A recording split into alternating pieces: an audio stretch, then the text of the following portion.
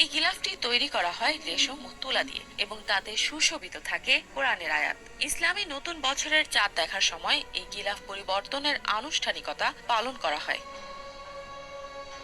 এই পবিত্র স্থাপনা নবী ইব্রাহিম আলাইহিসসালাম ও তার পুত্র ইসমাইল আলাইহিসসালাম নির্মাণ করেছিলেন।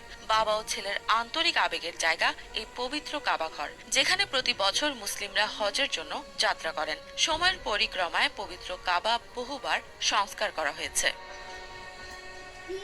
মক্কা শহরের উম্মুদ জুদ নামক এলাকায় একটি বিশেষ কারখানায় কাবা শরীফের গিলাফের জন্য প্রয়োজনীয় সমস্ত উপকরণ তৈরি করা হয়। গিলাফ তৈরির কাজে ব্যবহৃত হয় 120 কেজি সোনার সুতা, 700 কেজি রেশম সুতা এবং 25 কেজি রূপার সুতা।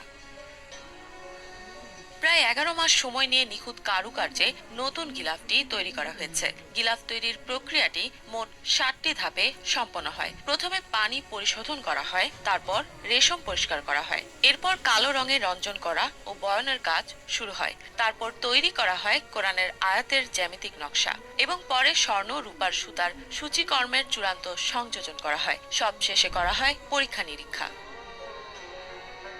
এই গিলাফটি ৬৭টি সূক্ষ্মভাবে বোনা রেশমের টুকরো নিয়ে গঠিত। এতে ৬৮টি কোরআনের আয়াত খোদাই করা হয়েছে। আয়াতগুলো রূপার সুতা এবং ২৪ ক্যারেট সোনার মোড়কে মোড়ানো সুতা দ্বারা তৈরি করা হয়েছে। নতুন গিলাফটির মোট ওজন প্রায় ১,৪১৫ কেজি।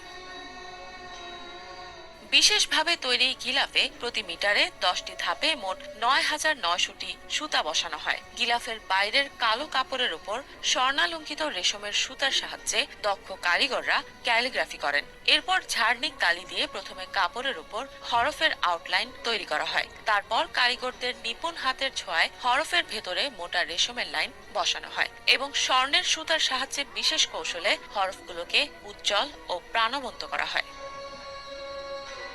আগের দিন আসরের নামাজের পর পুরানো গিলাফ সরানোর প্রক্রিয়া শুরু হয়। নতুন গিলাফ সৌদি